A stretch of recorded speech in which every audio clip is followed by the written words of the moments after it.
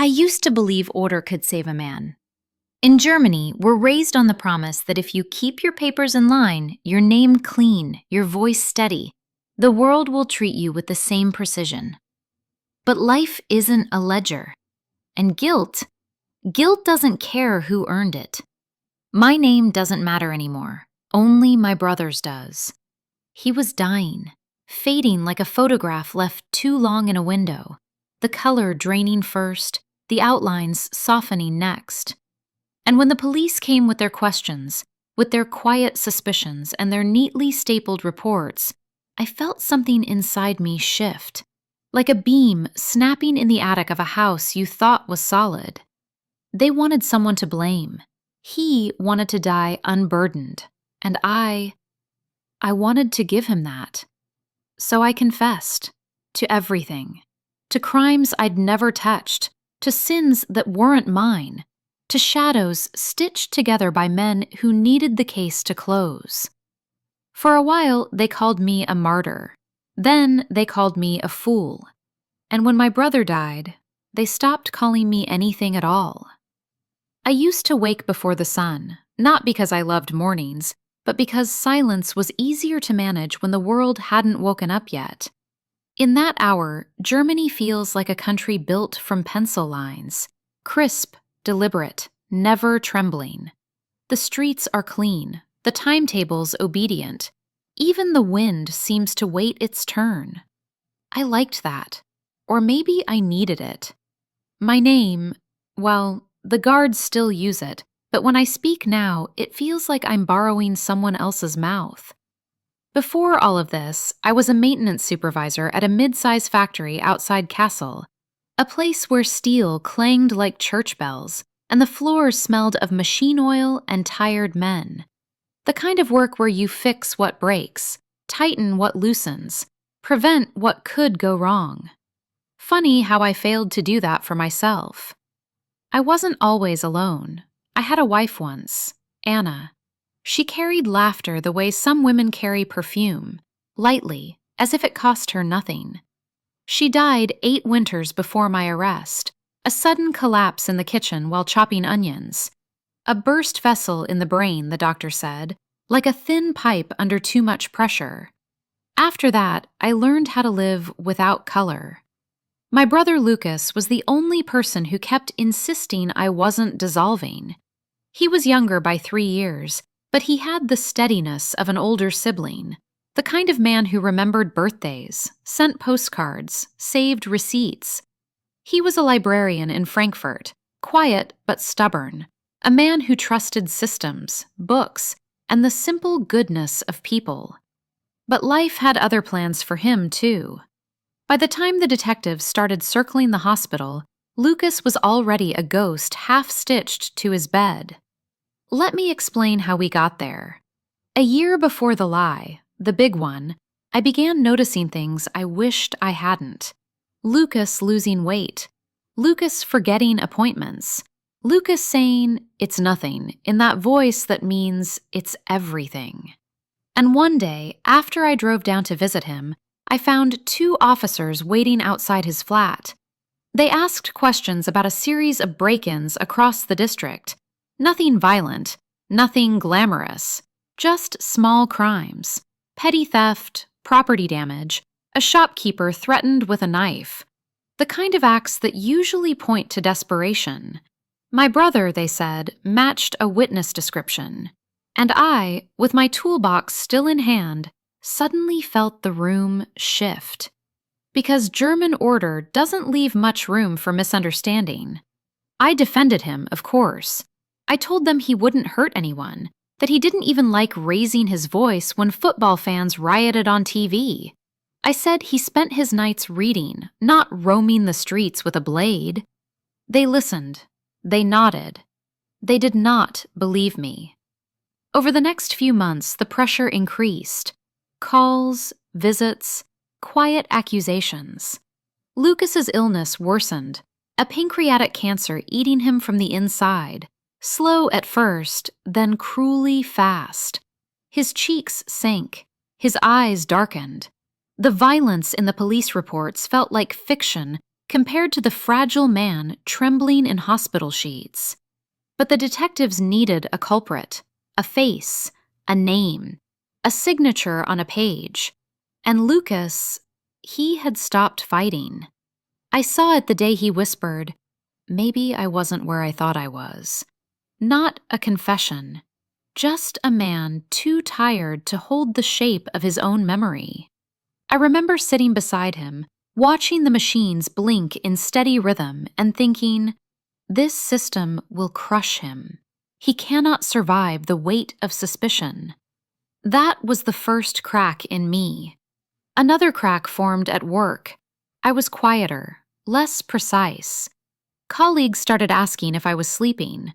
The foreman hinted I might take some time off, but I didn't want time off. I wanted control, the kind I used to have over wires, gears, and pipes. I wanted to tighten the world until it stopped leaking. And then came the day everything tilted. A detective named Vogel, neat uniform, clipped words, a man who believed answers existed only in the appendices of a report, came to my apartment after a long shift. He didn't threaten, he didn't accuse. He simply said, "We are running out of time with your brother. If he did these things, we need closure. If he didn't, someone close to him might know something." Someone close. Me. He left a folder on my kitchen table, photos, witness accounts, timelines, a narrative already half built. When I opened it later that night, I expected anger. Instead, I felt something colder, inevitability. Because in those pages, I saw a truth the detectives didn't write. My brother was dying, and the world needed a villain. I couldn't save him from the cancer, but I could save his name. And isn't that what a good German does? Protect order when chaos threatens? Restore a system before it collapses? That's what I told myself anyway. I didn't decide to lie that night. The moment hadn't ripened yet. But something began to bloom. A crooked, desperate idea. A thought that tasted like metal. If someone must be blamed, maybe it should be me. That was the beginning. Before the interrogations, before the signatures, before the cell, before the names I carved into the wall behind me, back when I still believed a lie could be clean, back when I still believed sacrifice had shape, back when I still believed saving someone meant losing only a part of myself. I was wrong. The thing about temptation is, it never introduces itself as such. It comes dressed as duty or love or logic. In my case, it came in a pressed uniform and said it wanted the truth. The first time Vogel called me a good brother, something inside me expanded. It was a Tuesday, the kind of gray, diluted day Germany does so well. Not dramatic, not stormy, just a sky that seemed undecided. I had gone straight from the factory to the hospital, sweat still drying along my spine, shoes carrying the dust of the machine floor. Lucas lay propped up in bed, a book face down on his chest. He had started faking his reading. The words tired him. The pages were becoming too heavy. "Hey," I said, lowering myself into the chair beside him. "Hey," he answered, and in that single syllable I could hear 1,000 others. I'm still here. For now. We spoke about nothing first. Football, the weather, a neighbor who played piano too loudly. Then, as if he'd just remembered, Lucas mentioned, "They came again. The officers." I felt my jaw tighten. "Here?" He nodded toward the hallway. "Didn't you see one of them on your way in?" I hadn't. Or maybe I'd refused to. "What did they want?" "The same as always," he answered. "They think I know something, or that I did something and forgot to feel guilty about it." He tried to make it sound like a joke, but the laugh died in his throat. "What did you say?" "I told them no," he replied. "But I think they don't know what to do with no." He looked suddenly so small, not just thin, reduced. a man shrinking under the weight of other people's suspicions. I reached out and straightened his blanket, more to stop my hands trembling than because it needed adjusting. "You have nothing to confess," I told him. "You've done nothing." He stared at the ceiling. Maybe that doesn't matter anymore. Maybe they just need someone, a story that fits. He was right, of course, but hearing him say it aloud was like listening to my own thoughts being read back to me. Later, as I left his room, I ran straight into Vogel. "Ah," the detective said, offering a thin smile. Well, you know who you are." He always spoke with that strange mix of precision and casualness, like someone arranging cutlery while humming. "How is he?" Vogel asked, glancing toward Lucas's door. "Dying," I answered, more bluntly than I'd intended. Vogel nodded once, carefully, like he was filing the answer away. "We won't disturb him much longer," he said. "Things are progressing." "Progressing," I repeated. "You mean the case?" He studied me for a moment. "Both," he replied.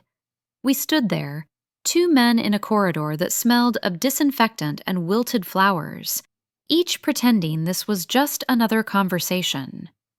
"I see you here often," Vogel continued. "You take time off work to be with him?" "When I can," I said. "That's good," he replied. "You're a good brother." There it was, the sentence that felt like a hand on my shoulder, a blessing from an authority I didn't trust but still somehow wanted approval from. He went on, voice softening just enough. "Not everyone would be so devoted, especially with all this uncertainty around him." "What uncertainty?" I asked, my tone sharper than before. "Nothing new," he said quickly, "but you know how it is. The longer we go without a resolution, the more creative people become with their theories." I hated how reasonable he sounded, how tidy. "What if there is no resolution?" I said. "What if you're wrong?" He tilted his head.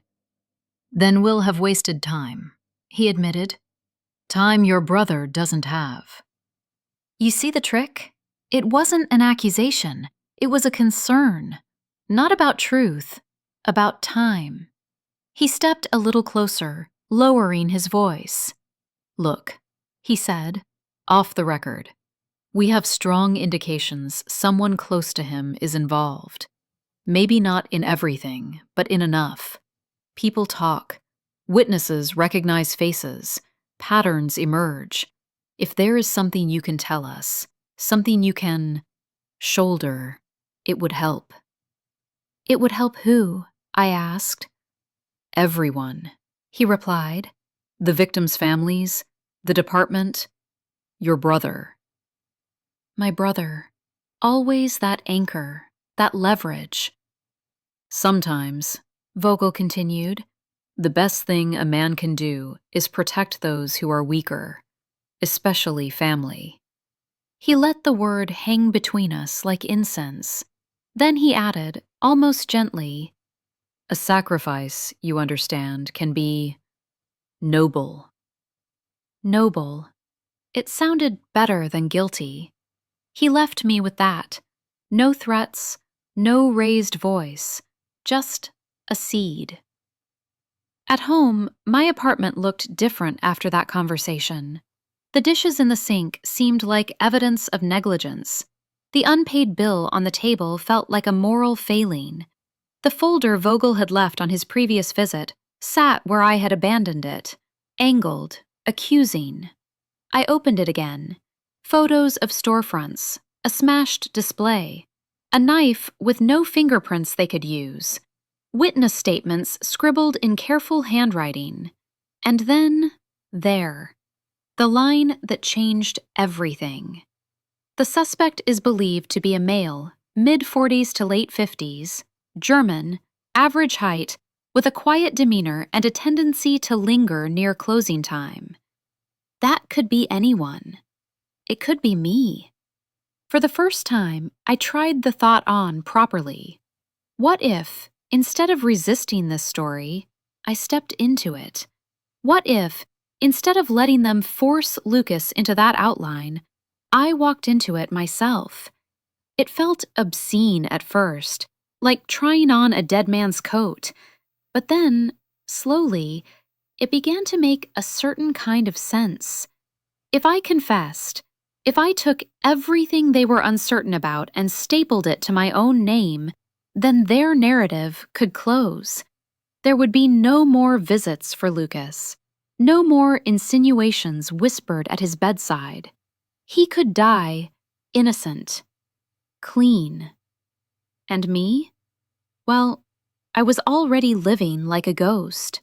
My wife gone, my friends distant. My life narrowed to factory lines and hospital corridors. What did I really have left to lose that I hadn't already misplaced years before? Still, an idea is one thing. A decision is another. The next time I visited Lucas, I tested the water of my own madness. "They're not going to stop," I told him, sitting on the edge of his bed. "I know," he murmured, "and you don't have the strength to fight them." He gave a faint shrug. "I barely have the strength to sit up." I watched his chest rise and fall. The monitor beeped like a slow, patient metronome. "Lucas," I asked quietly, "if you could die without all this around you, would that matter?" He frowned, tired eyes searching my face. "What do you mean?" "I mean," I said, choosing each word like it might explode, "if there was a way for them to stop looking at you like a suspect, to just let you go, as my brother, as the librarian who likes boring books and bad coffee, would that matter?" He was silent for a long time, long enough that I thought he might have fallen asleep. Then he said, barely audible, "Of course it would matter. I don't want my name to rot in a file somewhere." He swallowed. "But that's not up to us, is it?" "Maybe not, but it could be up to me." I almost told him then, almost said, "I've thought of a way. I could take it all. I could say I did it." But I didn't. I couldn't drag him into the decision. That would have made it his sin too. Instead, I said, "If you had one wish, what would it be?" He smiled weakly. "To be remembered as I was, not as a suspect." He closed his eyes. "I don't have many wishes left." There it was. Permission. In everything but words. The temptation sharpened in the days that followed. At the factory, I caught myself imagining how they'd react if I didn't show up one day. Would the foreman be angry? Would the men at the break table joke about me getting arrested? Or would they simply shrug and move on? Memories began to reorder themselves. That time I stayed late near a supermarket. That could fit their timeline. That evening, I walked past a jewelry store just before closing. Maybe someone saw me, misremembered me as threatening. That night, I got drunk alone after a visit to Lucas and stared too long at the lights of a shop. Perhaps that was the origin of a witness description. The more I examined my life, the easier it became to imagine myself as the man in their reports. It scared me how malleable reality suddenly felt, and with that fear came something darker, a kind of hunger. Because beneath the duty, beneath the desperate love for my brother, there was another, uglier truth. One I'm ashamed to admit, even now. I wanted to matter, and for the first time in a long time, someone was asking me to.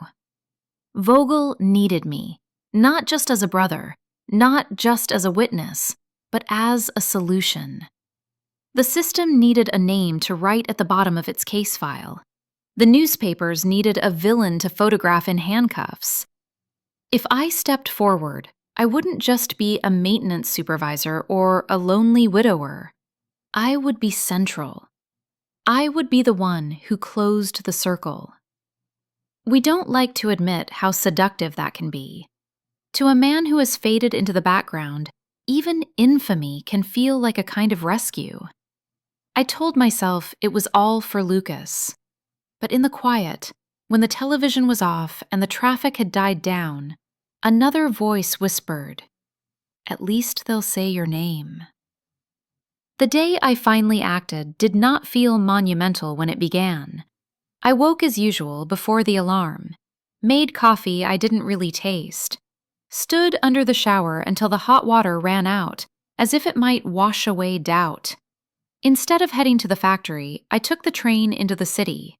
The carriage was half empty, faces buried in phones and papers, everyone swallowed by their own concerns. No one noticed the man rehearsing lines in his head. I was there. It was me. I did it.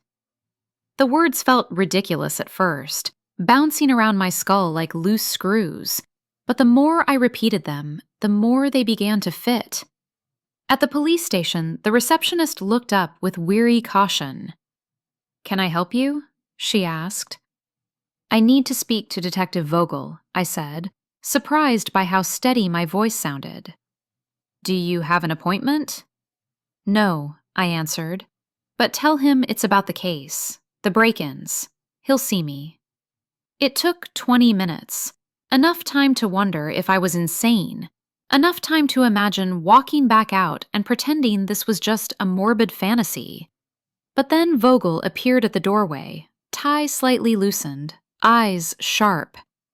"Herr," he said, my name sliding neatly into place. "This is unexpected." "I need to talk to you," I said. He studied my face, something like curiosity flickering there. "Come," he replied, gesturing down the hall. The interrogation room was smaller than I'd imagined. No mirrored wall, no dramatic lamp, just a table, 2 chairs, and a faint smell of coffee and old tension. Vogel sat across from me, notebook ready but not yet open. "So," he said, "what brings you in?" I stared at my hands. They looked like my father's hands. Practical, worn, built for fixing things, not breaking them. "I want to make a statement," I said. "About?" Vogel prompted. "The case," I answered. "The crimes you're investigating. The ones you think Lucas was involved in." His gaze sharpened. "Go on." I took a breath. This was the edge of the cliff. "I was there," I said. "Those nights. At the shops, near the houses." A small pause, a barely audible click as his pen uncapped. "Are you saying you witnessed something?" he asked. I lifted my eyes to meet his. "No," I said. "I'm saying it was me." There. The first step off solid ground. For a moment, nothing moved. Not the chair, not the air, not even Vogel's pupils. Then, slowly, he leaned back. "That is a serious claim," he said. "You understand that?" "I do." "Why now?" he asked. "You've defended your brother from the beginning. You insisted he was innocent." "He is," I said. "He didn't do anything. I did. I just couldn't admit it. Not with him watching. Not while he was still stronger." "Why the change of heart?" "Because he's dying," I replied. "And I won't let his last days be spent under suspicion. If someone has to pay for this, it will be me." There it was, the noble shape I had carved around my surrender. Vogel watched me, fingers steepled. "You realize," he said slowly, "that if you are lying, this is an offense. And if you're telling the truth, you will go to prison for a long time." "I know," I said. "I accept that. He studied me for a long, quiet stretch. Then he nodded once, almost respectfully. "All right," He said. "then let's begin properly." He reached for a form, his voice shifting into official cadence. "State your full name for the record." As I spoke, as we went over the first incident, as I tailored my life to fit their timelines, something happened I didn't anticipate. It became easier. Easier to invent. Easier to adjust my memories. Easier to lean into this new identity. Each lie I told settled over me like another layer of clothing, heavy at first, then strangely comforting. I was no longer just a man caught in chaos. I was the architect of it. And as obscene as it sounds, a part of me felt relieved.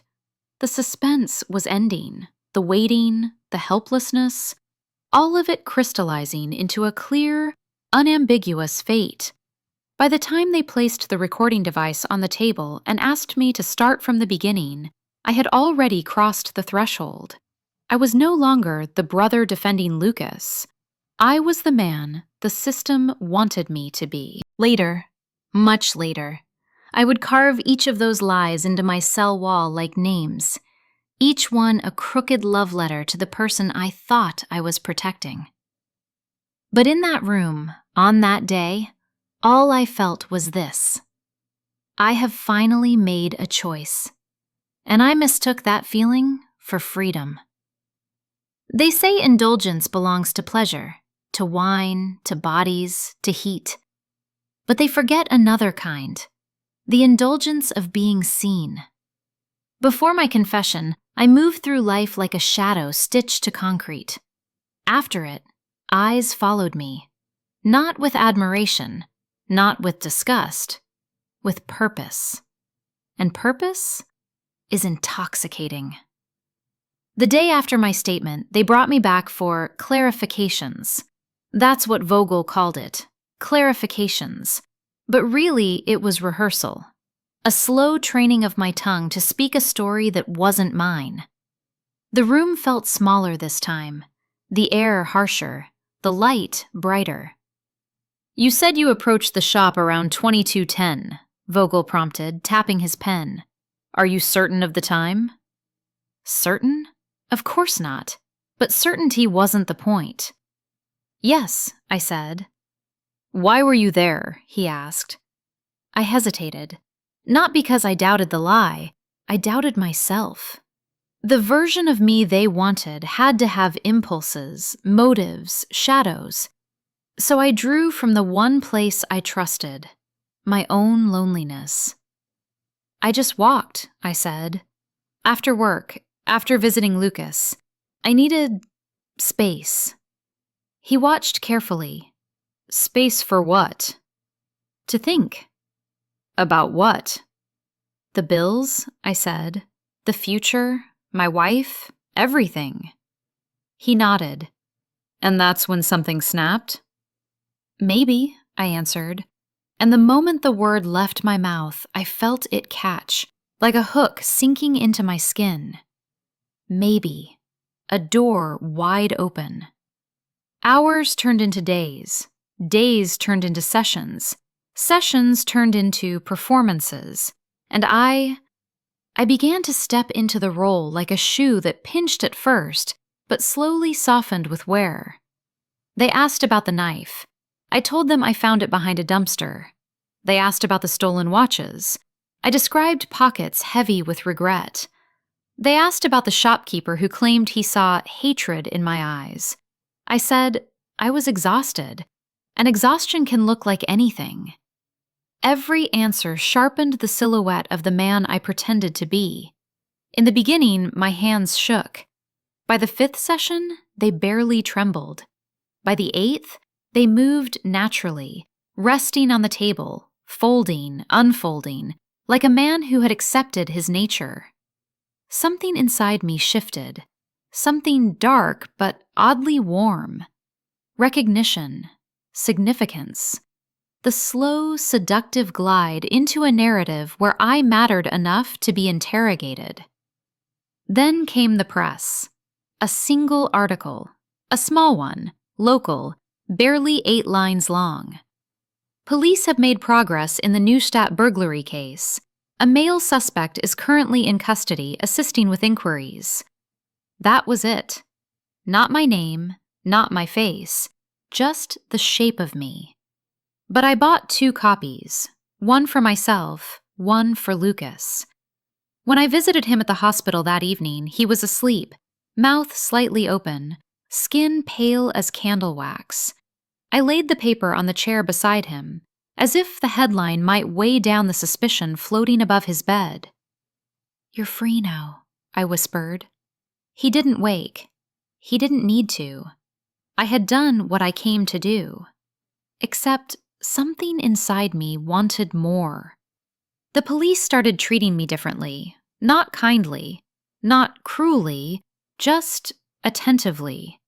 A guard offered me a coffee during one interview, black, bitter. I drank it like communion.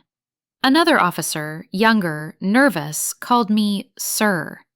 Sir. As if I held authority simply because I held guilt. Even Vogel changed. He softened around the edges. We developed a strange rhythm. Question, breath, question. Like a duet. Like 2 craftsmen shaping the same piece of wood. I told myself it was all strategy. Make the lie believable. Make the story smooth. But somewhere between the fabricated timelines and the reconstructed emotions, I began to drift. The man I was pretending to be started mirroring me, or I mirrored him. The difference blurred. I started lingering in the mirror at the station washroom, staring at my reflection, searching for the criminal in my eyes. Some days I found nothing. Some days I found too much. One evening, after a long session, Vogel said, "You're cooperating better than most guilty men I've met." "Better?" I asked. "Yes," he said. "Most liars collapse by now. But you're consistent." Consistent. Like a well-oiled machine. Like my old life. It thrilled me to hear it. Not because it meant the lie was working, but because it meant I was working. I was building something, a structure, a narrative, a truth made of untruths, and the system was accepting it, swallowing me whole. There's a sick satisfaction in that, the feeling of becoming indispensable to a machine designed to crush you. Then came the moment I crossed a line I didn't even know existed. During one interview, Vogel asked me to describe how I felt during the final incident. The one involving the shopkeeper. The one with the knife. I could have kept it vague, distant, foggy. Instead, I leaned forward and said, "I felt alive." The words startled even me. A jolt. A confession of a confession. Vogel's pen paused mid-stroke. "Alive?" he repeated. "Yes," I said slowly, because I hadn't felt anything real in years, not since Anna. Silence, a deep one. Then Vogel said, "Thank you for your honesty." It wasn't honesty, it was invention. But in his eyes, I saw something dangerous. He believed me. And worse, I believed me too. For a brief second, I saw myself holding that knife, imagined the adrenaline, the surge, the chaos. I felt a phantom thrill, not because I wanted violence, but because the story was becoming mine.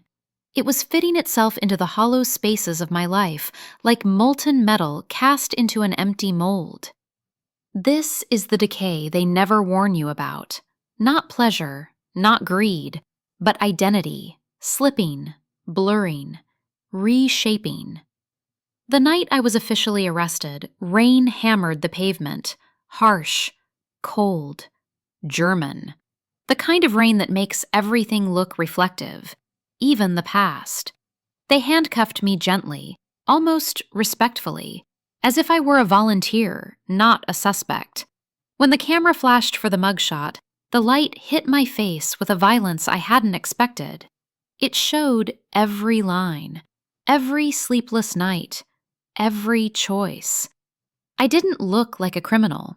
I didn't look innocent either. I looked committed to something, and that is the most dangerous expression of all. In the holding cell, for the first time, I felt the stillness of my own transformation. Concrete walls, thin mattress, a single steel toilet in the corner, but inside my chest, movement, a pulse, a terrible aliveness. I whispered to myself, "You're doing it. You're really doing it." As if the lie were an achievement, as if I had finally built something after years of losing things. Then memories came rushing. Lucas laughing in our childhood basement, Anna's hand in mine during winter markets, the glow of the factory floor at dawn. And I realized the lie was becoming a bridge between who I was and who I had decided to become. A bridge I could no longer walk back across. The guards didn't know this. Vogel didn't know this. But I knew. I was beginning to enjoy the control, the narrative, the significance. I had traded truth for relevance, and relevance tastes sweet, like a forbidden fruit bitten too late in life. This was indulgence in its purest form, not pleasure, not lust, not greed, but the seduction of mattering, of being essential to a story that needed a villain. And I stepped into that role willingly, gratefully, recklessly. The descent had begun, and like all descents, it felt, at first, like flight. Collapse never begins with a bang. It starts with a pause, a breath held too long, a silence that doesn't release you, a moment when the lie, once warm and bright and intoxicating, suddenly cools on your tongue. For me, it began the morning they told me Lucas was gone. A guard came to the cell, knocked twice. No urgency, no ceremony. "Herr," my name again, spoken like a formality. "You have a call." A call. My stomach tightened. They led me to a small office, empty desk, stale air, a phone waiting like a sentence. When I lifted the receiver, the nurse's voice cracked softly. "I'm sorry. Your brother passed during the night." Nothing shattered. Nothing screamed. Nothing fell. Just space. A spreading, widening, thickening space. I didn't speak. She didn't fill the silence. German dignity, even in death. "He was peaceful," she finally added. Peaceful. The last thing he ever was. I set the phone down, carefully. Too carefully. The guard watched my face, searching for something. Breakdown, rage, tears. There was nothing to see. You all right? He asked quietly. I nodded, and that was the first lie of the day. They returned me to my cell. The door shut, the lock turned, and all at once, the space inside me cracked. I sat on the edge of the bed, hands limp between my knees. The walls seemed closer, the air heavier, my skin too tight. I whispered his name once, just once. Then the panic hit. Not loud panic, not frantic panic, the quiet kind. A surge that starts in the chest, climbs the throat, then stops, trapped, like a scream sealed in ice. I tried to breathe, failed, tried again, failed again. The lie that had once held me upright suddenly felt like a weight pressing on my sternum, crushing the space where grief should have lived. I had done everything for him. Everything. And now he was gone. But I was still here. Here. In concrete, steel, and stale air.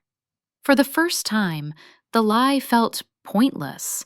Worse, it felt abandoned. A sacrifice with no witness, no beneficiary, no meaning. My chest tightened further, the walls blurred. But the tears didn't come. Couldn't come. Grief has rules, and I had broken all of them. Hours passed, or minutes, or days.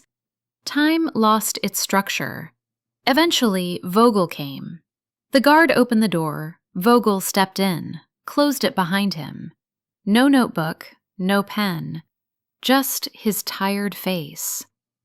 I heard, He said. I looked at him. He sat on the bed beside me, hands clasped between his knees. You gave him peace, He said softly. before he died. He didn't have to face trial. He didn't have to. Stop, I said. It was the first real word I'd spoken since the call. He fell silent. For a long moment, we sat there in the dim light, two men bound by a lie neither fully controlled. Then he said the thing that broke something permanently inside me. You did the right thing. The right thing. I felt the words hit me like a fist wrapped in cloth, blunt, suffocating, silent. I had never wanted praise. I had wanted relief, freedom, meaning. But all I felt now was sick. Sick with the truth. Sick with the lie. Sick with myself. Can I go to his funeral? I asked. Vogel inhaled slowly, then shook his head. No, I'm sorry. A single tear, not mine, gathered in the corner of his eye before he blinked it away. It's procedure, He said. Procedure. That word again. The god of our culture. The altar I had unknowingly sacrificed myself on. He stood, rested a hand on my shoulder, then left. The door locked. The silence returned. This time, it stayed. The next day, they moved me to a long-term holding unit, a precursor to sentencing, a preview of the life ahead.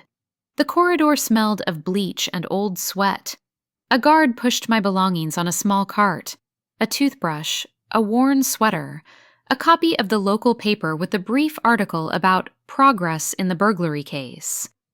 Progress. Always progress. My new cell was identical to the old one. Identical bed, identical toilet, identical walls. But something had changed. Me. I wasn't the man who walked in anymore. I wasn't even the man who confessed. I was a hollow vessel holding a story that had outlived its purpose. The walls felt too smooth, too empty, too untouched. I needed to anchor myself, to leave a mark, to carve something that proved I had been here, that I had existed, that my choices had weight.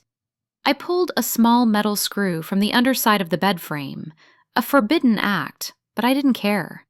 Then I approached the wall, the one beside the bed where I could see it each night, and I carved the first name.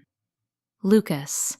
The letters were jagged, crooked, not beautiful, not poetic, but real. Real in a way nothing else in my life was anymore. The panic did not return. Panic burns hot. Collapse is cold. In the days that followed, numbness took its seat inside me like a polite guest who planned never to leave. Meals came and went. I ate without tasting. Guards spoke. I answered without thinking. The world narrowed to routines. Wake, eat, walk, sit, sleep, repeat. Purpose drained from me. and with it, identity. But the lie remained, cold, sharp, alive. The police finalized my case file. Witnesses were re-interviewed. Timelines matched because I had bent myself to match them. No one questioned the confession. Why would they? I had given them everything. And in return, they gave me nothing. Not closure, not solace, not redemption. Just a story that now belonged to them. One afternoon, a guard stopped outside my cell. "Sentencing will be next month," he said casually. Next month. A phrase that should have meant something. A future, even if bleak. But it felt like a date on someone else's calendar. "Do you want anything from the commissary?" he asked. I shook my head. He hesitated, lowered his voice. "Your brother's belongings arrived. Just some documents. A notebook. A scarf." The world tilted. A notebook? I asked. He nodded. "Do you want it?" I wanted to scream yes, to claw through the bars, to touch something that still carried my brother's handwriting. But another part of me, the fractured, breaking part, whispered, "You don't deserve it." So I said, "No, keep it in storage." He nodded and walked away. The moment he disappeared, regret hit like a brick. But I didn't call him back. Couldn't. The lie had taken even that from me, the right to mourn honestly. That night, I carved another name into the wall. Not Lucas, not mine. A name from the list of fabricated victims they had shown me in one of the sessions. Why? I don't know. Maybe to remind myself of the scale of the lie. Maybe to punish myself. Maybe because the names were all I had left. Over the next week, I carved more. One name a day. Each stroke of metal against concrete was a confession, not of crime, but of surrender. The sensory world dulled. Food tasted like nothing. Light felt intrusive. Sound became distant. I stopped dreaming. Sleep became a dark corridor with no exit. This was the price of indulgence. This was the cost of mattering. This was the bill for the lie I had fed until it consumed the last part of me that still felt human. The collapse wasn't dramatic. It wasn't cinematic. It wasn't loud. It was quiet, methodical, German even in its destruction. A man dissolving not from violence, but from the slow erosion of purpose. A man who traded his identity for someone else's peace and now walked the ruins of that decision alone. A man who mattered once, briefly, for all the wrong reasons. Now forgotten by the police, forgotten by the newspapers, forgotten by the system he fed, forgotten by the brother he'd tried to save, because death forgets everything. All that remained was the wall. And the names. The truth would come later, in Act 4. But for now, collapse held me like a parent holds a feverish child, firmly, mercilessly, quietly. When collapse finally settles, it leaves a residue, a thin film on the soul, a quiet heaviness that doesn't announce itself, doesn't demand anything, doesn't scream. It just waits. That's what the days felt like after Lucas's death. Waiting. But not for freedom. Not for sentencing. Not for forgiveness. Waiting to remember myself. Nights in prison are not dark the way people imagine. The lights never fully go out. There's always a flicker, a hum, a whisper of electricity reminding you that the system sees you, even in sleep. On those nights, I lay on my side, staring at the wall.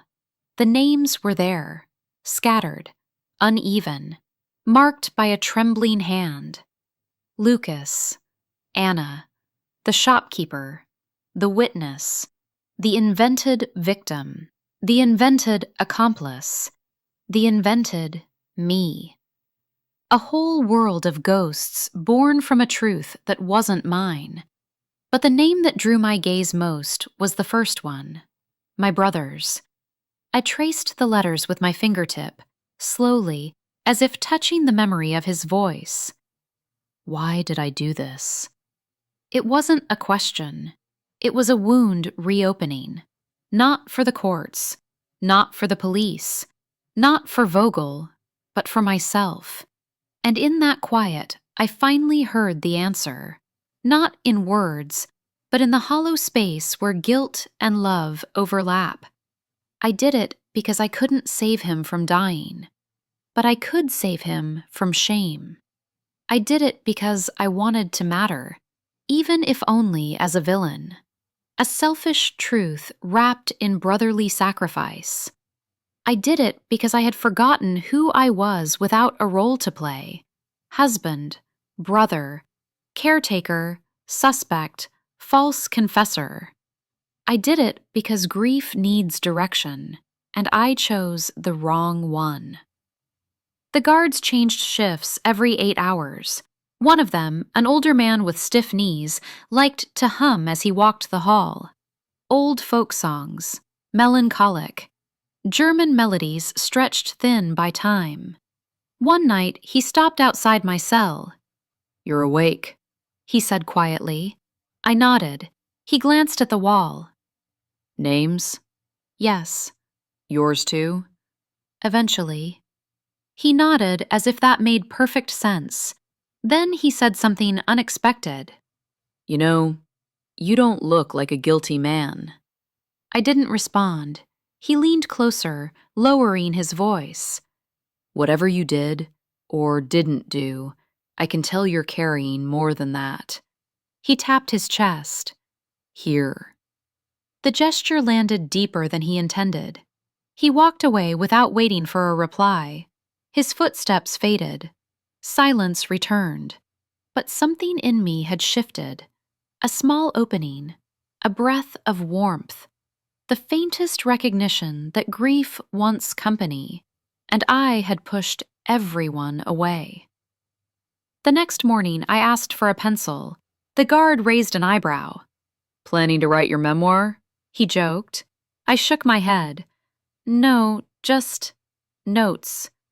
He returned with a stub of a pencil, the tip dull. What notes? He asked, handing it through the slot. And I said the first true thing I'd spoken in weeks. Things I'm finally ready to tell myself. He looked at me carefully, then nodded. I sat at the metal desk, a surface cold enough to sting, and opened the blank page. And I wrote, I lied. Not to protect my brother, but to protect the idea of my brother, and the idea of myself. And now, there is nothing left of either. The words stunned me, not because they were profound, but because they felt like mine, my truth, not the police narrative, not the lie I wore like armor, not the guilt the system stamped onto my record. My truth. And speaking it on paper felt like stepping onto solid ground after months of drowning. Over the next week, I wrote every day. Small things, honest things, painful things. About Anna. About the nights alone after she died. About how Lucas used to leave me voicemails reminding me to eat, to breathe, to exist. About how I failed him in the one moment that mattered. I confessed everything. Not to the police, not to Vogel, not to the system, to myself. Because what good is a lie if you become it? What good is sacrifice if it erases the one making it? One afternoon, I wrote, he died thinking he was a burden. I made myself the villain to spare him. But a villain cannot give peace. Only truth can. And I denied him that. This was the moment it clicked. The awful, sharp, undeniable insight. I hadn't freed him. I had imprisoned him in my guilt. My silence had been a tomb. And the lie was my way of punishing myself for all the years I failed to love him the way he deserved. When Vogel visited again, I was sitting on the bed, notebook open, pencil in hand. He looked tired, older, more human than before. Sentencing is in 2 weeks, He said. I nodded. You'll likely get 6 years. I said nothing. You understand what that means? He asked. Yes. He studied my face. Do you regret confessing? For months, I had answered questions with half-truths and carefully shaped emotions. But this time, I spoke plainly. I regret not telling the truth when it mattered. He frowned. You mean earlier? No, I said. I mean, ever. The silence between us thickened. Herr, He began slowly. are you saying? I'm saying I lied, I whispered. I made it all up. He inhaled sharply as if he'd been punched. Why? He asked, almost pleading. Why would you? For him, I said. And for me. He stared at me. His expression broke just a little. You realize what you're saying. He said. If you retract your confession, I won't, I interrupted. The system wouldn't believe me. You wouldn't believe me. He didn't argue. He didn't need to. We both knew the truth. A man who changes his story becomes less credible than a man with no story at all. I closed the notebook, met his eyes. I'm not asking you to fix it, I said softly. I'm asking you to understand it. He swallowed, then nodded, and that was enough. Not forgiveness, not redemption, just understanding. A small mercy given quietly. That night, I returned to the wall. The names were there, a litany of sorrow, a history of mistakes, a map of the places where my soul had fractured. And beneath them, with the screw held tight between trembling fingers, I carved a new word. Truth. Not to erase the lies, not to absolve myself, not to rewrite history, but to mark the moment I finally stopped running from myself. The moment I faced the thing beneath the lie, the grief, the fear, the longing, the love. Truth, even when whispered, carries weight, enough to lift a man, just slightly, from the floor he has collapsed upon. This was not redemption. Not yet. Maybe not ever. But it was awakening. A quiet one. A personal one. And awakening, I learned, is the first step toward any kind of return. Return is a strange word. People think it means going back. But you can never go back. Not to who you were. Not to the moment before the lie. Not to the life that shaped you. Return means something else. A turning inward. A settling. A quiet recognition of what remains after everything collapses. For me, it began with a letter. It arrived on a Tuesday. The guard handed it to me through the slot, eyebrows raised. From the hospital, He said. The hospital. My throat tightened. My hands shook a little as I opened it. Inside was a single page, folded once. It wasn't from a nurse, not from a doctor, not from any administrator. It was from a volunteer who helped clean out the belongings of the deceased. She wrote, "Your brother left a note inside his notebook. We found it when packing his things. It was addressed to my brother. We thought you should have a copy." A copy, not the original. That was locked in storage with all the things I had refused. The page enclosed was handwritten in a careful script I knew by heart. Lucas's script. Small letters, tidy, precise. The note read, "If you are reading this, then I'm gone. You must not blame yourself. You must not carry my weight. I've had a full life. You gave me more than you know. Don't become smaller because I became weak. You were always the stronger one." Stronger. The word hit me like an echo from a world I barely remembered. I read the note again, and again, and again. Each time, the truth deepened. He had never needed my sacrifice, just my presence. And I had traded presence for penitence. That evening, I asked the guard if I could access my brother's full notebook. My voice didn't tremble this time. He considered it, then nodded. "We'll arrange it," he said. It would take days, maybe weeks, but it was a step, not backward, not forward, but toward something real, something mine. In the meantime, I kept writing. Not confessions anymore, not lies, not explanations, just life, memories, details, moments so mundane they felt holy now. The way Anna hummed when she cooked, the way Lucas organized his books by color when he was sad, the squeak of the factory door that I always meant to fix.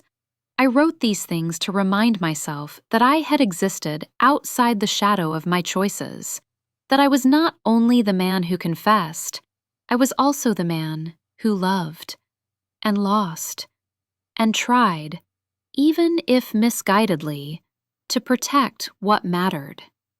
Writing became my return, a way back to my own voice. One morning, Vogel visited me. He stood outside the cell, hands in his coat pockets. "I heard you've been writing," he said. "I have." "May I ask, what about?" "Life," I answered. He nodded slowly. "That's good." We stood in silence for a moment. "You know," he said softly, "I still don't know if you're telling the truth or the truth you think you owe." "I don't know either," I replied. "I only know I'm done lying to myself." He gave a faint smile. "Maybe that's enough." He walked away, but his words stayed. Enough. Not perfect, not righteous, not corrected, just enough. For the first time since my arrest, I felt something gentle expand inside me. Not hope. Hope is too bright, too demanding. It was acceptance, a small, steady warmth. Sentencing day arrived with no fanfare. The courtroom felt colder than the cell. The judge spoke with a measured rhythm. The prosecutor recited my fabricated crimes as if they were gospel. Vogel sat in the back, his expression unreadable. I didn't protest, didn't retract, didn't fight. I let the system finish the story it wanted from me. 6 years. The number landed with a quiet finality. Not a punishment, not a relief. A boundary, a container. A space in which I could finally stop running. The months that followed were not miraculous. Prison does not inspire poetic transformation. It offers monotony, structure, repetition. The perfect soil for slow, steady truth to grow. I learned my routine. I kept my head down. I read. I wrote. I sat with myself, the hardest sentence of all. And one day, after a long morning shift in the workshop, a guard stopped me in the hall. "Your brother's belongings," he said, handing me a small box. Inside was the original notebook, his scarf, a library card, a photo of the two of us at a Christmas market, blurry and slightly yellowed. The notebook felt heavier than the rest. I opened it. There were no grand revelations inside, no secrets, no confessions. Just Lucas, as he had always been. Lists of books to buy, notes from medical appointments, a recipe for a soup we used to make, reminders to call me every Sunday, and near the back, a short line hardly noticeable. I hope my brother forgives himself someday. Not forgives me, forgives himself. I closed the notebook, holding it to my chest, and I understood, finally, what my return needed to be. Not a return to freedom, not a return to innocence, not a return to the man I once was, but a return to compassion, for the boy who grew up beside Lucas, for the man who loved imperfectly, for the brother who tried to save a life already fading, a return to myself. In the quiet of my cell, under the dim nightlight, I picked up the screw once more, not to carve a name, not to carve a lie. I carved a final word beneath truth. Return. Not a triumphant one, not a dramatic one, a quiet, human one. The kind a man earns when he finally stops trying to rewrite his past and chooses instead to live honestly inside his present. And for the first time since the lie began, I breathed without guilt. Soft, steady, real.